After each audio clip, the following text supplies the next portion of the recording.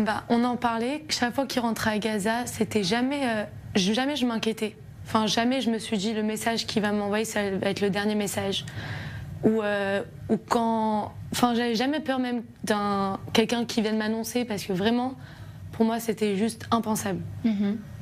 On a 20 ans, enfin 19 ans, c'était impensable. On pense pas à la mort quand on a 19 ans? Même quand il était à la guerre, il était à Gaza, je voyais des gens autour qui partaient.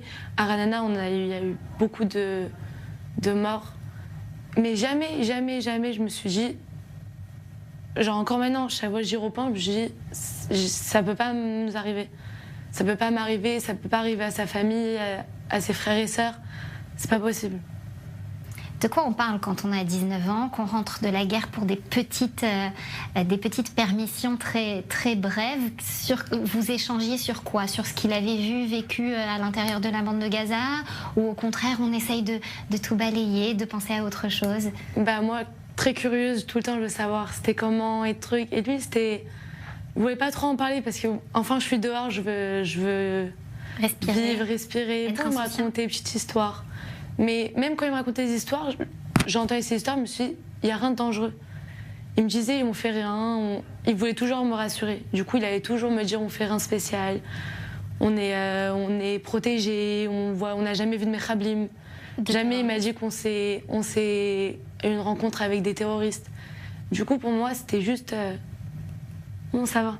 Il part, ça crée un petit manque, et il va revenir et tout va bien se passer. Il avait peur? Non. La première fois, il a eu peur. Enfin, il me disait qu'il a eu un peu peur, mais il disait pas qu'il avait peur. Il était content de faire ça. Et il était heureux d'aller à Gaza, même si c'était un peu compliqué, il dormait pas, il mangeait pas beaucoup. Mais il était content. Il était content d'être avec ses copains, de faire son tafkid. Son rôle. Et à ce moment-là, vous, votre rôle, c'est quoi? C'est de l'entourer, de le faire s'évader le temps d'une permission? C'est d'être là, d'attendre, de prier, quand il rentre, de faire tout pour lui, d'être aux petits soins, d'attendre. Et de garder la face. Garder la face. Auprès de ses parents aussi?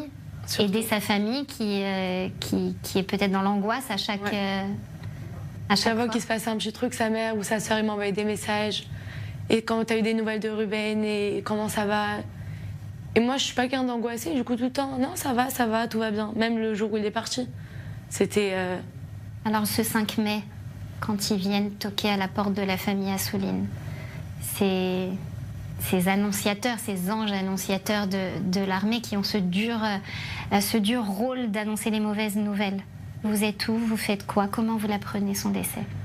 Bah, moi, j'étais chez moi à ce moment-là. Et toute la journée, je savais qu'il y avait eu quelque chose à Kerem Shalom.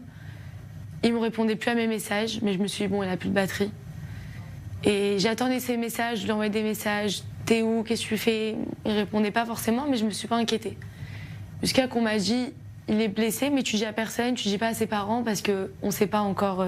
Un copain, lui, m'a dit ça, on ne savait pas encore si c'était vrai ou pas.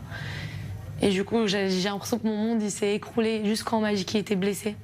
Parce que pour moi, c'était impossible. Il était même pas à Gaza. Il était enfin sorti de Gaza et c'était impossible. Et j'attendais. Et tout le monde me disait, c'est rien, c'est pas possible. Et même moi, je me dis, c'est pas possible, c'est Ruben, il peut rien lui arriver. Jusqu'à que je suis chez moi et sa sœur Chirel, elle m'appelle. Et elle me dit, viens à la maison. Et avec une voix pas... qui envisage rien de bon. Et je dis non, je viens pas. Je commence à hurler, sans qu'elle m'ait rien dit, je hurle. Et je raccroche vite le téléphone et je commence à hurler. Ma mère qui est à côté, qui prend vite le téléphone, qu'est-ce qui se passe, truc, elle rappelle Chirel. Et je vois juste le visage de ma mère se décomposer. Et là, j'ai compris. Et de là, là, vraiment, mon monde s'est écroulé. Dans tous les sens. Ça veut dire quoi, le monde, il s'écroule? Parce que quand on a 19 ans et qu'on vit un premier amour comme ça veut dire quoi que le monde, il s'écroule? Qu'est-ce que vous ressentez à ce moment-là? Vous construisiez, vous imaginiez un avenir avec Ruben? Vous envisagiez des fiançailles, un mariage, des enfants, toute une vie qu'on imagine? Bah, c'est comme de construire une énorme tour, genre depuis 4 ans et demi.